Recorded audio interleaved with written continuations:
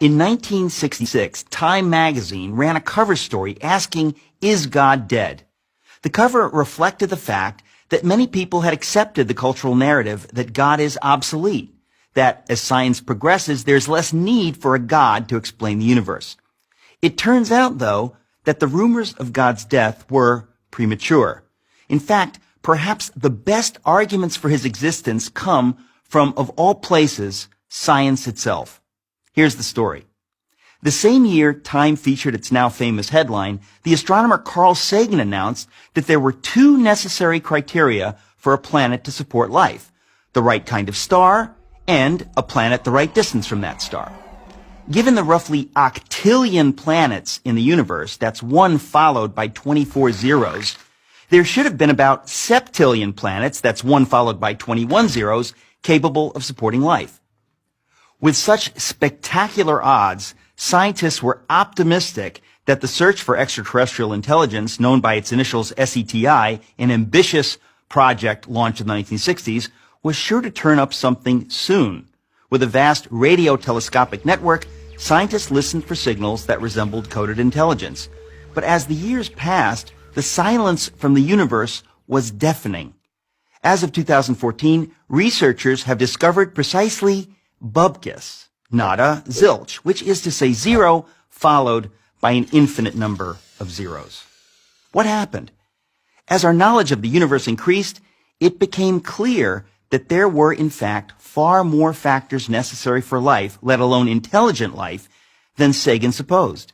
His two parameters grew to 10, then 20, and then 50, which meant that the number of potentially life-supporting planets decreased accordingly. The number dropped to a few thousand planets and kept on plummeting. Even SETI proponents acknowledged the problem. Peter Schenkel wrote in a 2006 piece for Skeptical Inquirer, a magazine that strongly affirms atheism, "In light of new findings and insights, we should quietly admit that the early estimates may no longer be tenable." Today, there are more than 200 known parameters necessary for a planet to support life, every single one of which must be perfectly met or the whole thing falls apart. For example, without a massive gravity-rich planet like Jupiter nearby to draw away asteroids, Earth would be more like an interstellar dartboard than the verdant orb that it is. Simply put, the odds against life in the universe are astonishing.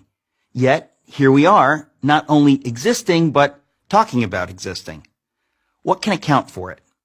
Can every one of those many parameters have been perfectly met by accident? At what point is it fair to admit that it is science itself that suggests that we cannot be the result of random forces? Doesn't assuming that an intelligence created these perfect conditions in fact require far less faith than believing that a life-sustaining Earth just happened to beat the inconceivable odds? But wait, there's more. The fine-tuning necessary for life to exist on a planet is nothing compared with the fine-tuning required for the universe to exist at all. For example, astrophysicists now know that the values of the four fundamental forces, gravity, the electromagnetic force, and the strong and weak nuclear forces, were determined less than 1/1,000,000th of a second after the Big Bang. Alter any one of these four values ever so slightly, and the universe as we know it could not exist. For instance, if the ratio between the strong nuclear force and the electromagnetic force had been off by the tiniest fraction of the tiniest inconceivable fraction, then no stars could have formed at all.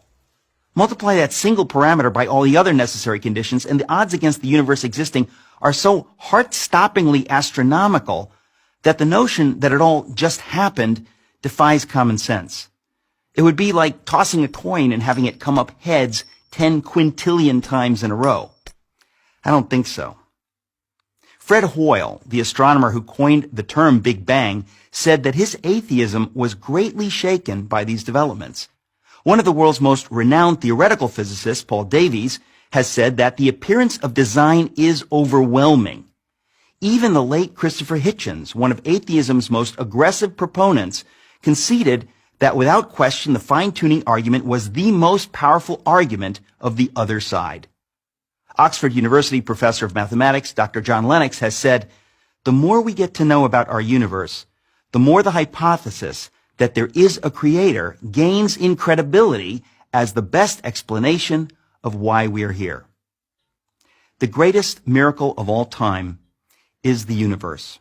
It is the miracle of all miracles, one that inescapably points to something or someone beyond itself.